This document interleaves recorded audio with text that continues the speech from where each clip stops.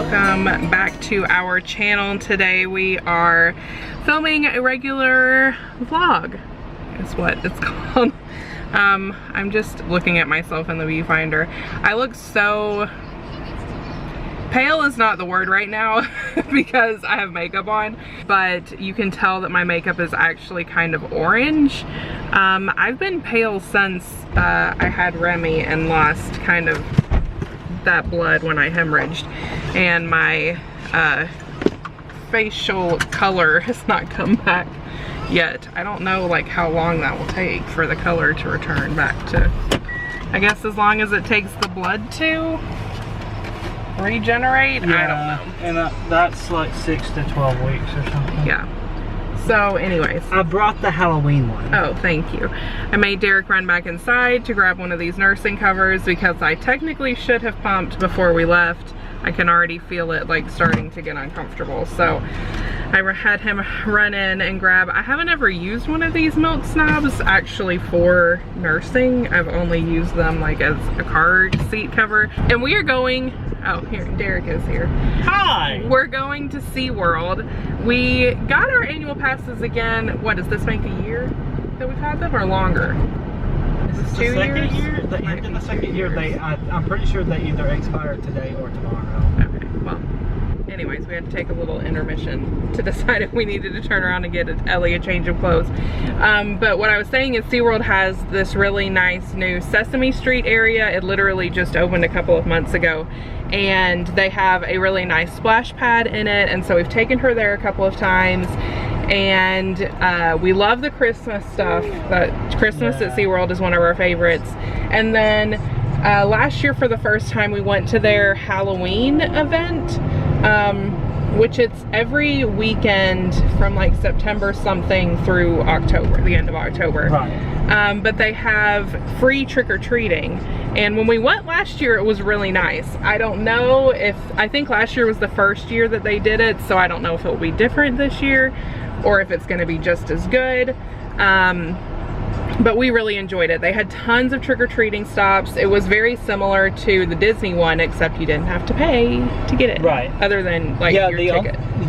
And the only thing you had to buy, like if you brought your own like bag or pumpkin or whatever that you were gonna fill up, then it was completely free. But if you wanted to buy the trick-or-treat bag they had, it was like $3. Right. We have the kids loaded up. You can't really see them. Ellie's there, Remi's over there. And we're going to go see what Halloween stuff we can see.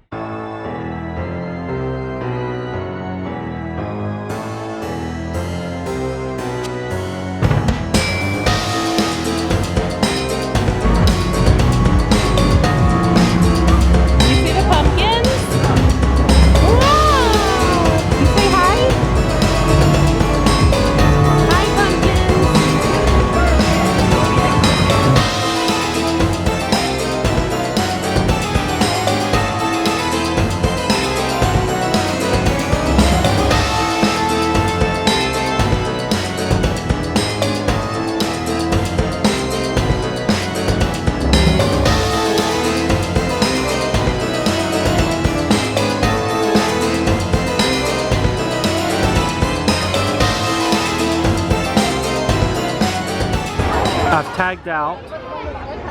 She's been tagged in because that one is a happy handful. So I'll just chill back here. Smart idea. We're not at SeaWorld anymore. I don't even, did we even say anything? I think I filmed a clip when I tagged myself out on Ellie and put you in. Oh yeah, you did say a couple of things. Yeah, so. It was so freaking busy. I think in my mind it was Friday, even though it's Saturday. With Derek not working, our days are all jumbled up. And I should have known because they only do it on the weekends. But it was so busy, like you could, with the double stroller, it was hard to get it turned anywhere. And then Ellie wants to walk, but she doesn't necessarily listen. No. When she's walking, and she does not want to hold your hand at all. So we bought on Amazon. We bought the mommy helper, which is like the like child leash thing, but I don't know if it was how I was using it or something. once she got to the end of it, if you just pulled on it, she just fell down. Like, she was not being redirected by it. So, that didn't work. I'm not laughing. She never did actually fall. No. But it was like, I thought the same thing when he was using it. I was like, how is this going to help anything? Right. And it was so busy, so people were like trying to walk in between, like Derek and Ellie, and there we go. So look at his little face. Oh, I say hi, little man. Sweet boy. So anyways, and then she is a typical 17-month-old, and she has a lot of feelings and emotions and everything about everything. And so she screamed for like a solid 10 minutes on the way out. And then she cried in the car. She cried so hard in the car on the way home for like 10 minutes. And it's like all of a sudden how long do you think we were there? 45 minutes, an hour? Maybe. Anyways, it was like all of a sudden those 15 to 20 minutes of her crying and pitching a fit, like I could tell both Derek and I were like, we just felt like the whole day was ruined. Yeah. Like everything just wasn't it wasn't worth it. We shouldn't have done it. And so I tried to like remind us on the way home of like, and once Ellie stopped crying, I was like, we had fun. And Mommy and Daddy had fun with you. And so that is like, it's a lot. It's a lot to deal with her. It's a lot to deal with her emotions. I don't even want to say that it's a lot to have two, because it was a lot to take her out before he came.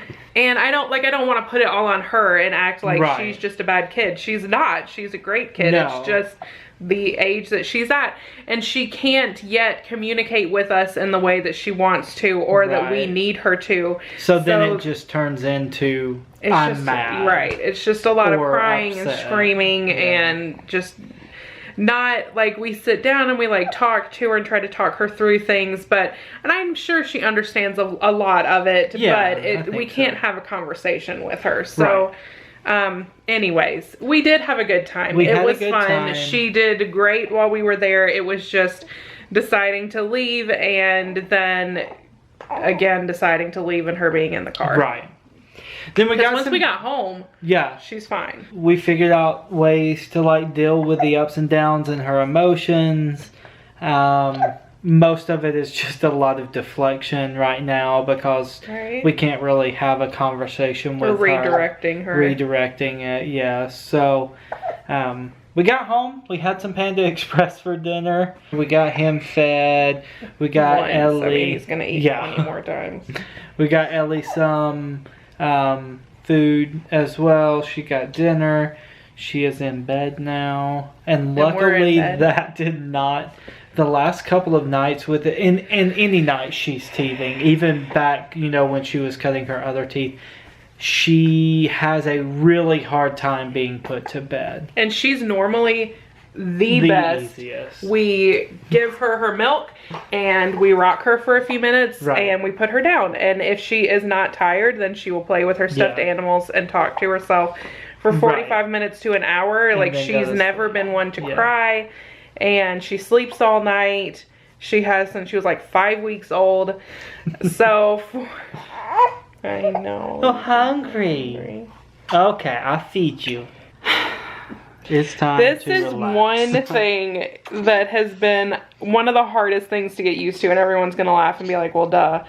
But it's not necessarily harder, but there is always something that needs to be done. There's always a child that needs to be fed, or someone that needs to go down for a nap, or just someone that needs to be held, or Ellie wants us to spend time with her, or there's laundry, or there's dishes, or there's showers, or like whatever it is. And we were so set, like before he was here, Ellie would go to bed at 7:30 religiously. Like it was 7:30, you rock her, you feed her before her bed, you give her bottle, and she was in bed by 7:45, 7:50. So from 7:50 on, we could do the stuff that we neglected to do all day when we're spending time with her. Right.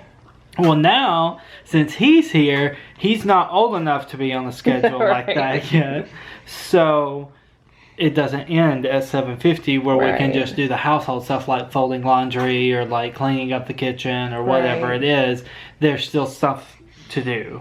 Yeah. So we're having to reincorporate those things into just like tasks throughout the day, Right. versus just saving them, and that's been a challenge, that's been but just a an adjustment. change, yeah. And I mean, that's going to adjust again once he gets old enough to go to bed at 7:30. Ellie started sleeping through the night at like 5 weeks old. I don't know. He's waking up twice a night right now, which honestly, like, I will take that over. I have so many friends whose babies wake up every hour and a half to 2 hours all night long.